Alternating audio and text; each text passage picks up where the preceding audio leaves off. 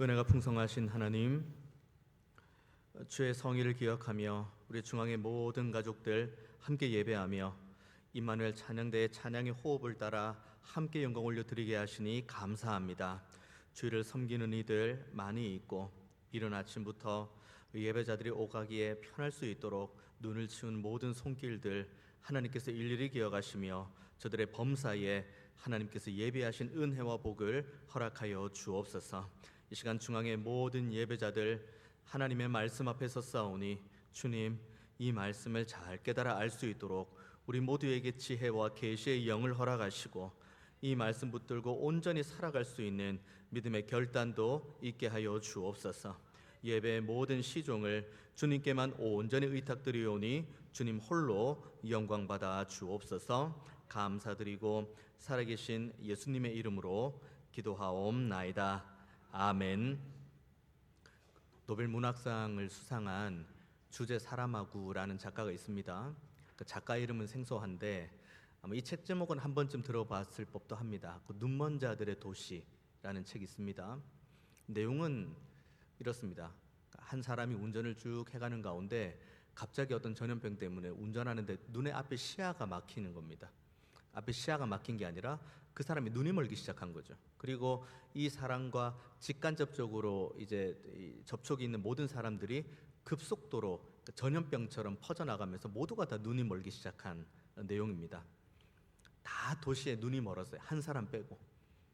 그러면 나도 눈이 멀고 너도 눈이 멀고 서로가 눈이 머니까 불편하고 어렵잖아요. 그러면 우리가 그 책을 쭉 읽으면서 그냥 기대하는 바는 나도 힘들고 너도 힘들고 그러니까 서로 배려하고 서로 질서 지켜가면서 서로 살아가자, 이런 내용이 쭉 나왔으면 좋겠는데 그 소설은 그렇지가 않습니다.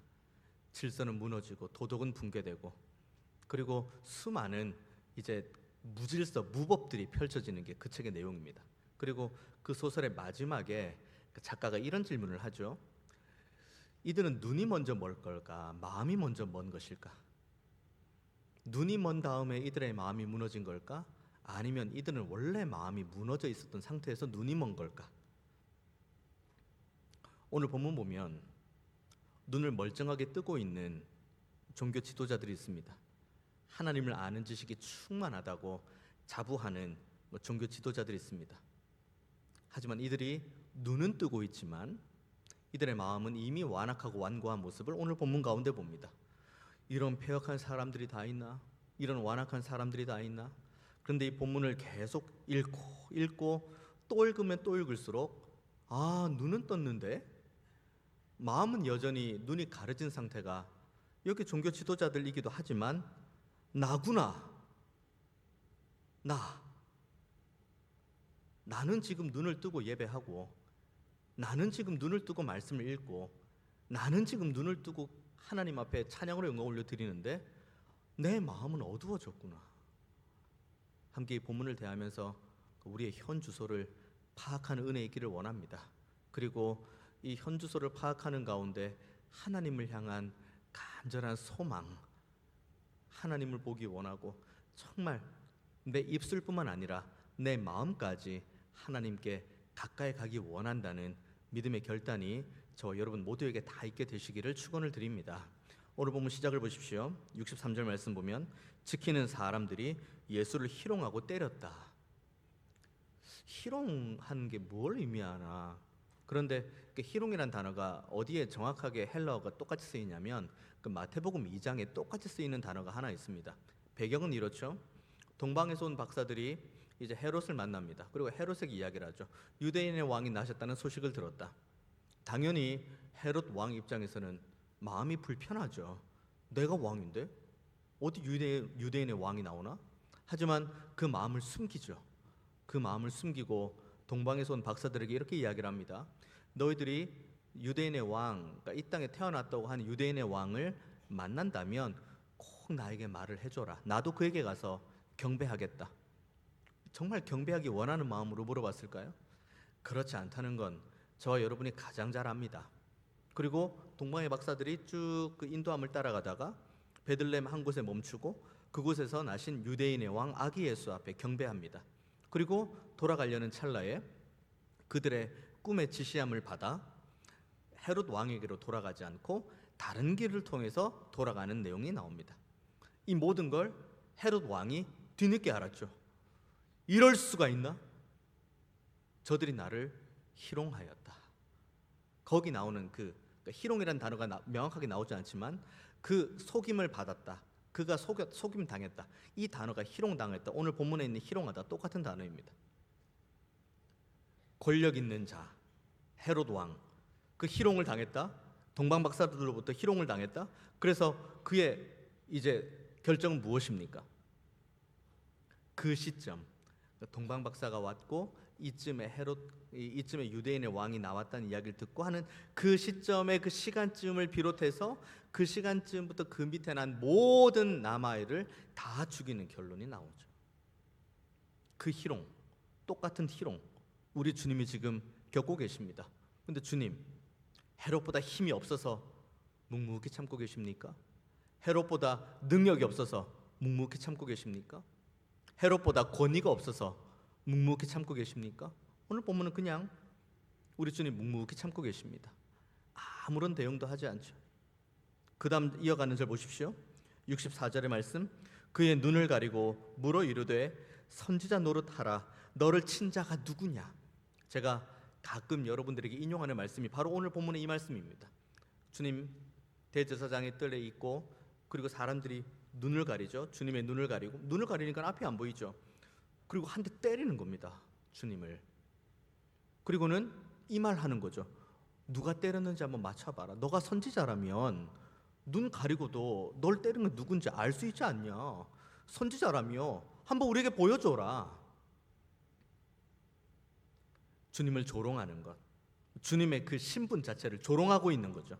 주님께서 이 땅에 오신 이유, 그리고 주님께서 말씀이 육신되어 이 땅에 오신 다음에 수많은 병자들을 고치시고 귀신 들린 자를 치유하시고 그리고 하나님 나라 복음을 전하시고 왕의 역할, 선지자의 역할, 제사장의 역할 다 감당하는데 그것을 딱 이 종교 지도자도 꼬집고 네가 선지자면 한번 맞춰봐라.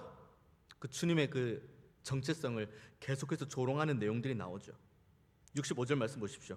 이 외에도 많은 말로 욕을 했다.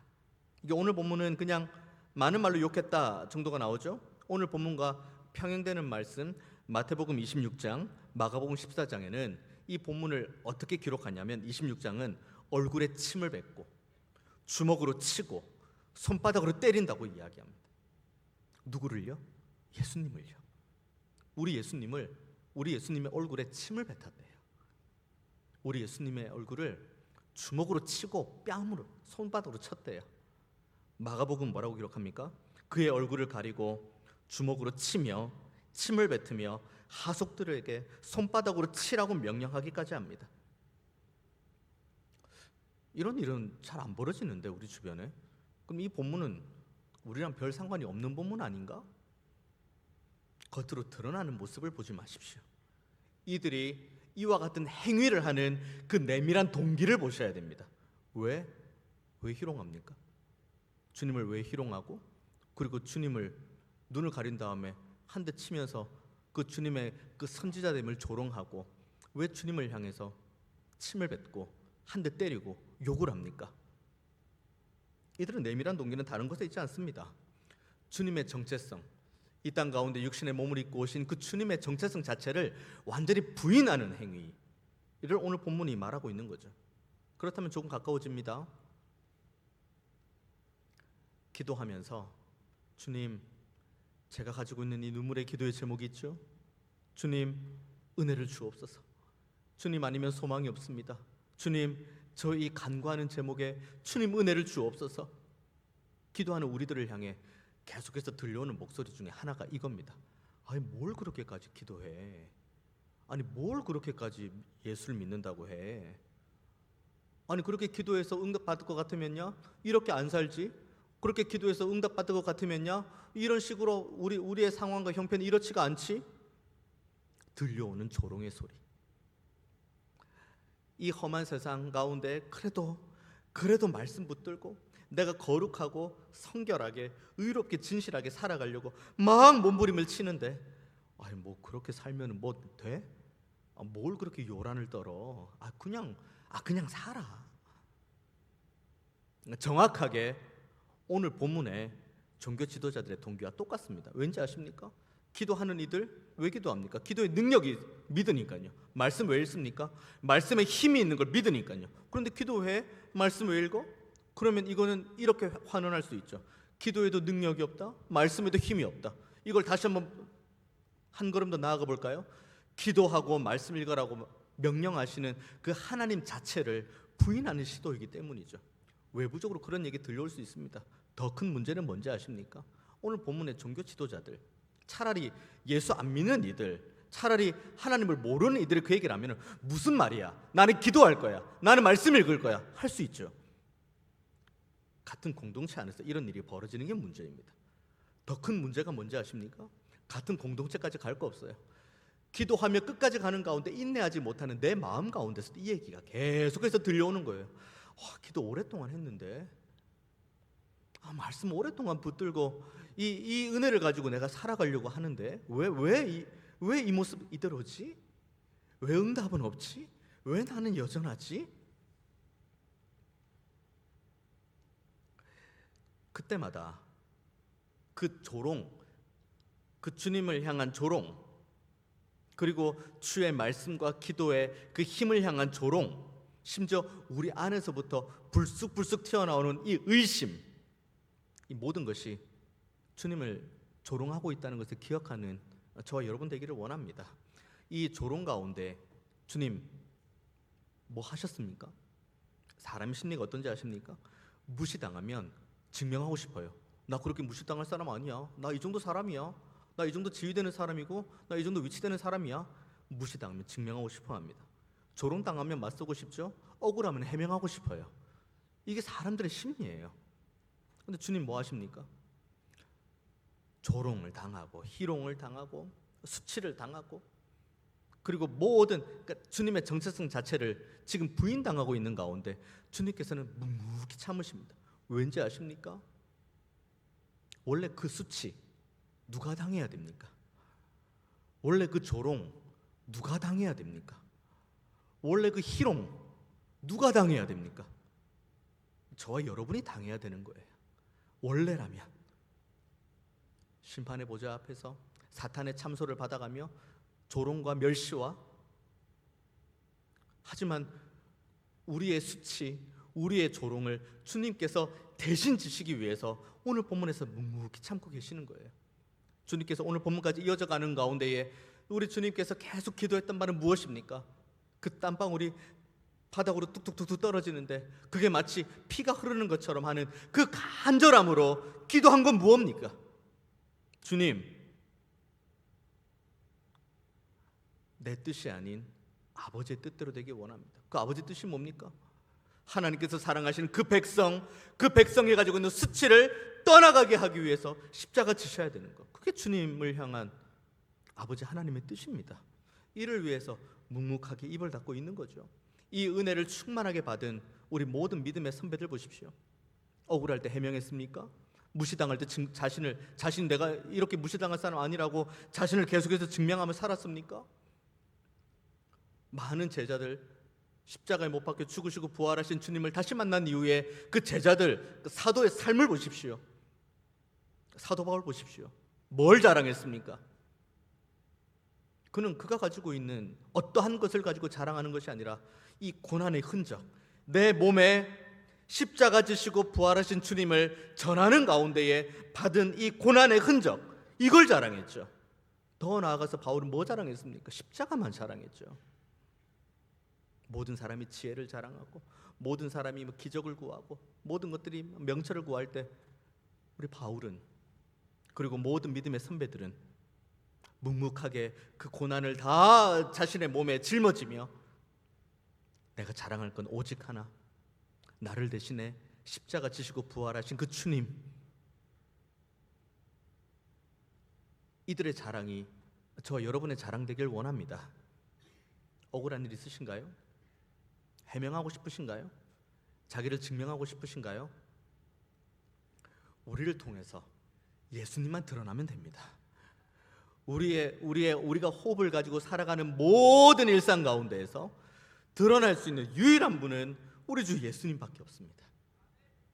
이를 위해서 묵묵히 있어야 될 때는 묵묵히 있는 저와 여러분 되기를 원합니다. 가만히 기도해야 될 때는 기도해야 됩니다. 그러면서 하나님의 은혜를 그 가운데 더 많이 경험하는 저와 여러분 되기를 원합니다. 이제 날이 셉니다. 오늘 본문 66절 보십시오. 날이 샘에 백성의 장로들 곧 대제사장들과 서기관들이 모여서 예수를 그 공회로 끌어들입니다. 자, 이제 그동안에 이 주님을 향한 조롱과 핍박과 이 폭력, 이 모든 것은 이제 불법적인 거죠. 하지만 이들의 지향점은 주님을 죽이기 위한 것이 이들의 지향점입니다. 그런데 이들에게는 사형권이 없죠. 사내들인 공의회 많은 권한들은 가지고 있지만 사형의 권한은 없습니다. 그래서 로마 쪽으로 판결을 넘겨야 되는데 뭐가 있어야지 넘기죠. 그래서 그동안에 온갖 이 가학적인 폭력과 이 불법적인 것들을 난무한 이후에 이제 합법적인 이 사내들인 공의회에 이제 대제사장 그리고 장로들 그때 당시 종교 지도자들 다 모으고 그리고 예수님을 앞에 둡니다. 정말 시시비비를 공명정대하게 가리고 싶어서 이 공의회가 열렸습니까? 그렇지 않다는 건 저와 여러분이 가장 잘 압니다. 이들은 이미 판결문이 나왔어요. 그러니까 이들은 이미 주문이 나왔습니다. 다만 이 주문에 필요한 합리적인 절차를 필요로 하기 위해서 이 자리에 모인 거죠.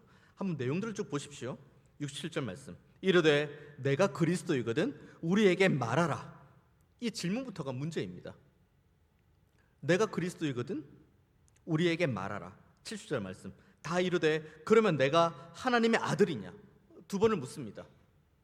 그리스도, 기름 부음 받은 자라는 헬라어 단어입니다. 구약에 똑같이 기름 부음 받은 자에 대한 히브리어는 메시아입니다. 그럼 메시아하고 그리스도는 똑같은 단어이고 헬라어와 히브리어의 차이일 뿐이죠. 이들이 정말 우리 주님이 그리스도이신 것을 궁금해서 물어봤을까요? 이들이 정말 우리 주님이 하나님의 아들이시라는 걸 몰라서 물어봤을까요?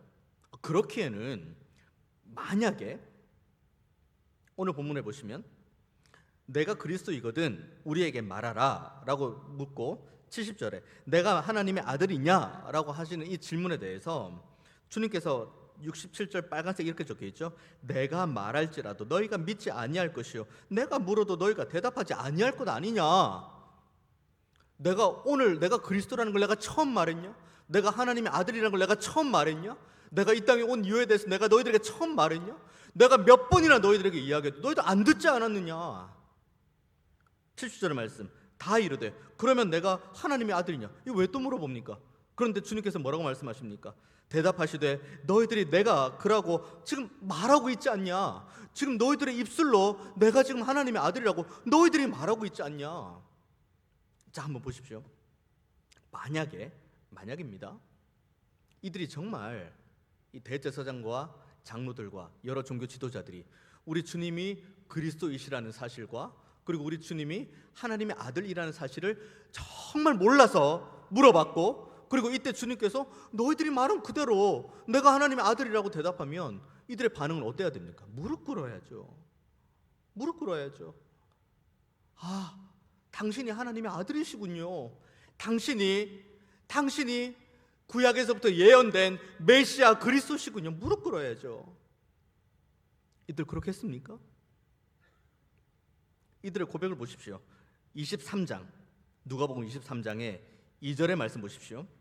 고발하여 이르되 우리가 이 사람을 보매 우리 백성을 미혹하고 가이사에게 세금 바치는 것을 금하며 자칭 왕 그리스도라 하더이다. 자, 이들은 이제 사형을 줄 만한 죄를 찾아낸 거예요. 자칭 왕. 유대인의 그룹에서 로마인의 그룹에서 양쪽에서 완전 사형 판결을 받을 만한 이 고백을 끌어낸 거예요. 유대인 쪽에서는 하나님의 아들이다.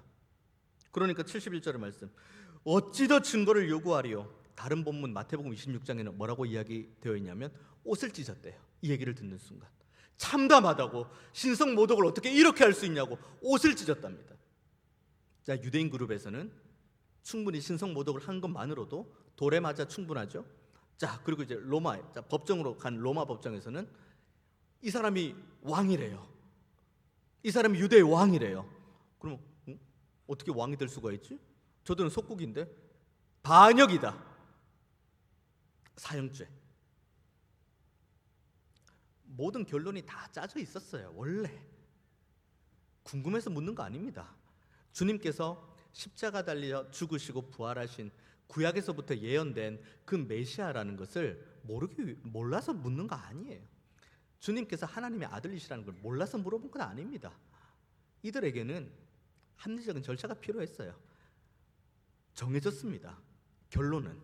그리고 그 결론을 이끌어가기 위한 하나의 절차에 불과한 거죠.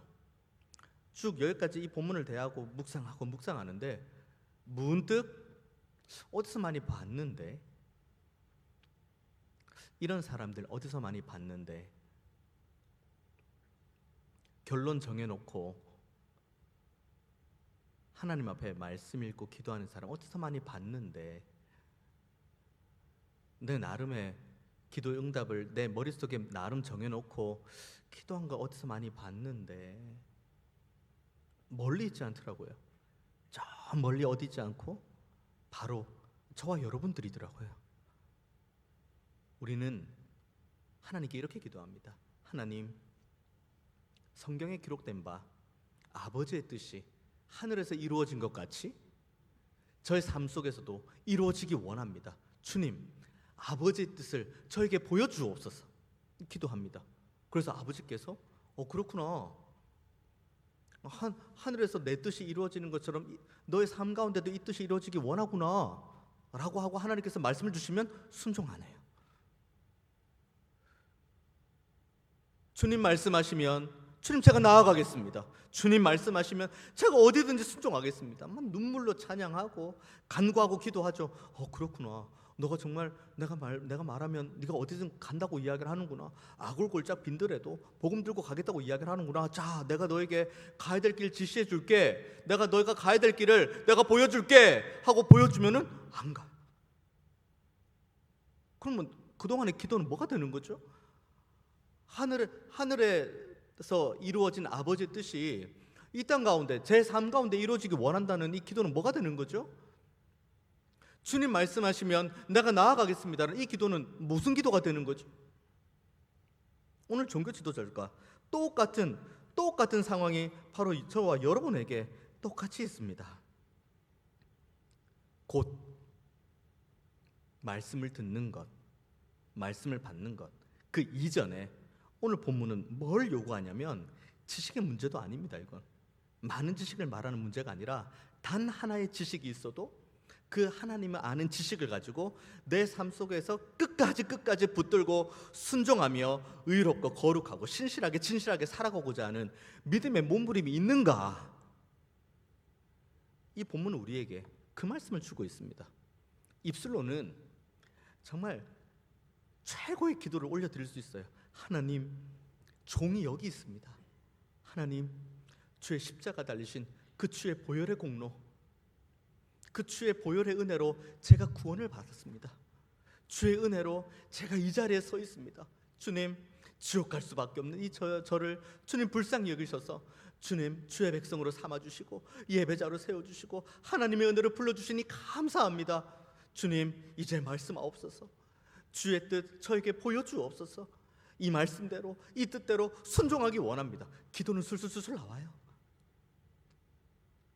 하지만 우리의 삶의 언저리를 보면 단 한 말씀도 우리의 삶에 열매가 없는 모습을 본다면, 그럼 우리는 오늘 본문에 주님을 놔두고 그리스도시냐고 하나님의 아들이냐고 물어놓고는 사형 판결을 내리는 그 로마인의 법정의 자리로 끌고 가는 종교 지도자들과 우리들의 모습이 하나도 다르지 않습니다. 똑같아요. 여기 종교 지도자들의 모습과 우리들의 모습은 똑같습니다. 하나님께서 그 예레미야를 통해 주셨던 말씀, 그 예레미야 29장의 말씀, 우리 지난 송구영신 때 함께 나누었던 말씀, 우리 하나님께서 예레미야를 통해 이스라엘에게 주기 원하시는 내용이 무엇인지에 대한 목록이 나와 있습니다. 너는 내게 부르짖으라. 이다 기도를 말씀하시죠. 그때 하나님께서 주시겠다고 약속하시는 것은 미래, 평안, 소망입니다. 좋은 거죠. 이 중에 뭐 나쁜 거 있습니까? 미래, 평안, 소망 다 좋은 거죠. 그리고 신약에 넘어와서 우리 주님께서 기도를 가르치실 때 구하라, 찾으라, 두드리라고 이야기하시죠. 가장 좋은 것을 너희들에게 허락해 줄 거라고 이야기하시고, 그 좋은 것이 성령의 은혜라고 이야기합니다. 미래, 평안, 소망, 좋은 것, 성령, 뭐 안 좋은 거 있습니까? 다 우리가 받기를 원하죠. 하나님의 말씀이 여기에 있다는 거 우리가 다 알고 있습니다. 그러면 이 말씀을 알았으면 순종해야죠. 너는 내게 부르짖으라, 기도하라고 하시잖아요. 너는 두드리라, 찾으라, 구하라고 하잖아요. 그러면 두드리고 찾고 구하는 자리로 가야죠. 좋은 것 주신다는 말씀을 알고 있지만 기도하지 않아요.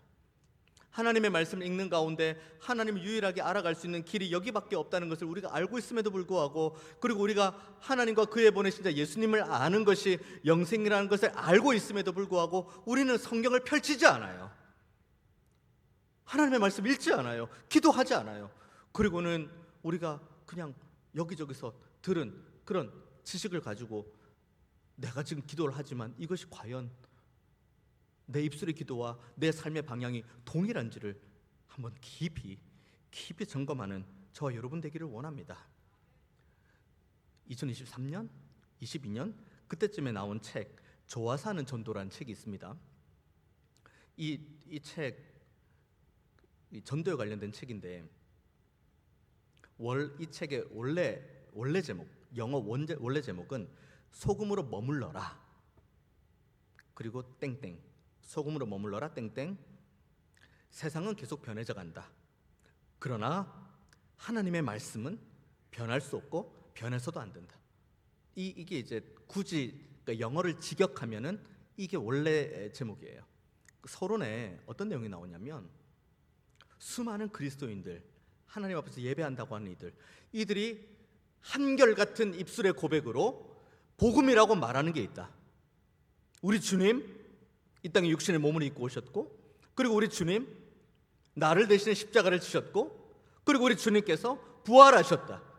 그리고 주를 믿는 믿음이 있으면 우리도 똑같이 그 영원한 하나님의 나라에서 거기에서 우리는 영원한 복락과 은혜를 경험할 수 있다.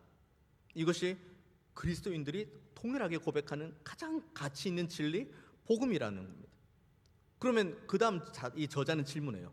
그런데 왜 복음대로 살지 못하는 건가? 가장 귀한 진리라면서, 가장 값진 복음이라면서 어떻게 삶의 변화는 한 자리로 떠나지 않는 것인가? 그리고 또 가장 좋은 진리라면 이것이 우리 그리스도인들이 고백하는 가장 값비싼 귀한 복음이라면 이걸 왜 전하지 않는가? 우리가 쉽게 말하면 밖에서 좋은 것 먹고 맛있는 것 먹고 이게 맛있는 거예요. 그러면은 내가 사랑하는 가족, 내가 사랑하는 사람과 또 이걸 같이 먹고 싶어하는 그런 마음이 있죠. 내가 지금 선물이 있습니다. 나 혼자 갖기 그래요. 그러면 내가 정말 사랑하는 사람, 내가 정말 아끼는 사람, 그들에게 이 좋은 것을 나누어 주고 싶은 거죠. 이게 사람의 기본적인 마음입니다. 그런데 우리는 복음을 나누지 않아요. 그리고 복음이 우리를 향해서 전해지지도 않아요.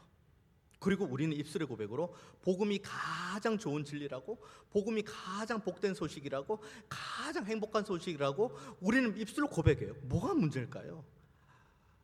진리가 문제일까요? 복음이 문제일까요? 아니면 복음이 가장 귀하다고 말하는 우리들의 입술의 고백이 문제일까요? 뭐가 문제일까요? 그 책의 좋아 사는 전도 챕터를 보면 뭐 크고 비밀한 차례도 없습니다. 예수님의 죽으심, 십자가 죽으심, 그 예수님의 부활, 그리고 성령 하나님의 은혜, 그리고 예수님의 재림. 챕터 이게 끝이에요.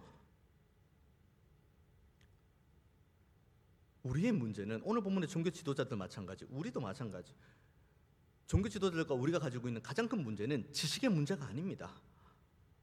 얼마나 방대한 지식을 얼마나 크고 넓고 깊이 아느냐의 문제가 아니에요. 한 말씀, 우리가 알고 있는 한 말씀이라도 순종하느냐가 순종의 문제이지, 그리고 이 순종을 할 때 가지고 있는 믿음의 문제이지 지식의 문제가 아니에요. 바라기는 저와 여러분이 순종의 자리로 나아가는 은혜 있기를 원합니다. 믿음의 자리로 나아가는 은혜 있기를 원합니다. 오늘 종교 지도자들 보십시오. 네가 하나님의 아들이냐? 네가 그리스도냐? 라고 질문하죠. 그렇다. 너희들 지금 말하고 있지 않냐? 라는 그 얘기를 듣고 이들의 끝은 우리 주님을 십자가에 못 박는 자리로 내어줍니다.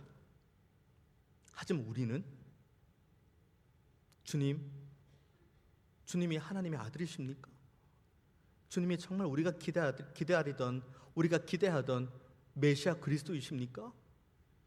그리고 주님께서 네가 말하는 바가 맞다, 네가 고백하는 바가 맞다 라는 말씀이 우리에게 들려온다면 오늘 본문의 종교 지도자들과 같이 주님을 십자가로 내어드리는 것이 아니라 우리를 십자가로 내어드려야 돼요. 오늘 본문 71절의 마지막 말씀, 그들이 이르되 어찌 더 증거를 요구하리요? 종교 지도자들 어찌 더 증거를 요구하리요 하고 주님을 십자가에 내어드렸어요. 하지만 우리 주님을 참 하나님의 아들이요, 그리고 우리 주님을 참 메시아요 그리스도라고 믿음으로 고백한다면 어찌하여 더 많은 증거를 우리가 요구할 수 있겠습니까? 주님, 우리가 가지고 있는 것만으로도 순종하는 자리로 나아가게 하여 주옵소서. 우리가 가지고 있는 이 한 말씀이라도 순종할 수 있는 믿음을 주옵소서. 주님, 믿음을 주옵소서. 제가 가끔 말씀드리는 거예요. 토요일에서 주일 넘어갈 때마다 한 1시간, 2시간 단위로 계속 깨요. 희한할 정도로 잠들기 직전까지 계속 설교 원고를 계속 머릿속에 돌립니다. 그리고 성경 본문을 계속 돌려요. 그러다 잠들고, 그러다 한두 시간 있다 깨면 또 계속 돌려요. 그러다 잠들고 깨면 또 돌려요. 계속 돌리고 계속 돌려요. 돌리다가 마지막에 일어났을 때 그 마지막 제가 하나님 앞에 정말 두렵고 떨림으로 기도했던 게 뭔지 아십니까? 주님, 믿음을 주옵소서. 이 말씀을 믿는 믿음을 주시고, 이 말씀에 순종할 수 있는 믿음을 주시고, 우리 주님이 하나님의 아들이시라는 것을 믿는 믿음을 주시고, 우리 주님이 구약에서부터 예언된, 구약에서부터 약속하신 그 메시아라는 것을 믿는 믿음을 주옵소서. 이 간구가 저 여러분 모두의 간구되기를 원합니다. 크고 비밀한 대로 나아가기 이전에 받은 말씀 하나로 순종하는 은혜 있기를 원합니다. 바로 그 자리에서 살아계신 하나님을 맛보아 알게 될 줄로 믿습니다. 이번 한 주 살아가면서 주님을 더 이상 십자가에 못 박지 마십시오. 주님을 십자가에 내어드리는 자리에 잊지 마십시오.